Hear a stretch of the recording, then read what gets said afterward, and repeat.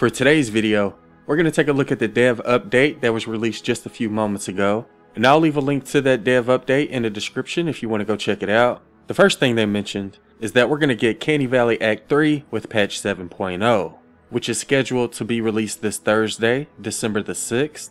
And this Canny Valley Act 3 is going to wrap up what they call the Stand and Fight campaign, and it's also going to include the first truly decisive battle against the Storm. And just because the Canny Valley story is coming to an end doesn't mean that they're going to stop adding more story. We are going to be getting more event and story content in the future, so although Canny Valley Act 3 wraps up the Stand and Fight campaign, there will be more campaigns and stories in the future.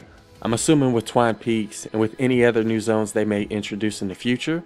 Now with patch 7.10, we're going to be getting a couple of things. One is a new feature called down tier crafting, which is going to allow you to craft lower tier versions of weapons that you own. So let's say you have a fully maxed out Gravedigger that's at 5 stars, but you would like to craft it at 4 stars. You'll be able to after patch 7.10. And that should make it easier to save higher level materials. And this not only applies to weapons, but it also applies to traps. So I think what I'm going to do is, instead of leveling up more traps and keeping them at a different level than my current traps, I'm just going to go ahead and max out all of the traps that I currently have, and after patch 7.10 I'll be able to craft lower tier versions of them. So that was the first thing I wanted to point out with patch 7.10. The second thing I wanted to point out is the new FROSTNITE event. And what you're looking at now is some footage that they showed in the dev update. Obviously you can see snow everywhere. One thing that he mentioned is that we're going to have to battle the storm as well as the elements. We're going to have to scavenge resources, build defenses. Another thing he mentioned that I wanted to point out is that he said you're going to have to keep your blue glow furnace hot. And if you can keep that furnace hot, you might just survive the night. So I'm not sure why it says Endless 1, Wave 1. But that was the first thing I wanted to point out. And the highest wave that they showed was Wave 3. So I'm not sure if there's going to be more waves than that. Below that, they'll show you when the next wave starts, which is when you're going to have to defend the fuel.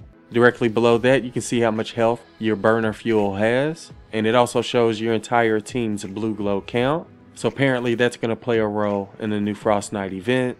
And you can also see survivor relays rebuilt. That could also be a part of the FROSTNITE event, but I think that might be like a daily quest. Another thing I noticed in another part of the video is that there's a quest called Kill the Lone Krampus. I'm not sure if that's going to be like one of the event quests or if it's actually a part of the FROSTNITE, but evidently we're going to have to kill Krampus. They also show what looks like supply drops, but it's not the normal type of supply drop, because if you look in this clip, you can see her supply drop gadget is still available at the bottom, and plus this new supply drop looks slightly different.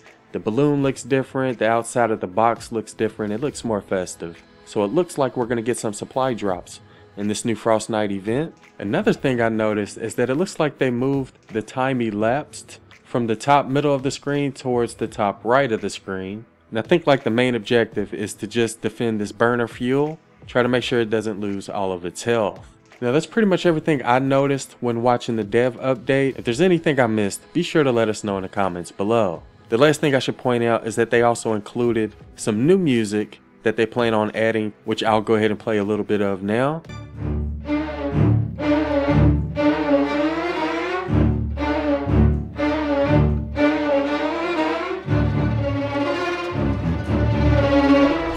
But yeah, let me know what you think about Canny Valley Act 3, as well as down tier crafting, and let me know what you think about this new FROSTNITE event. Anyways, I hope y'all found the video useful, and thanks for watching.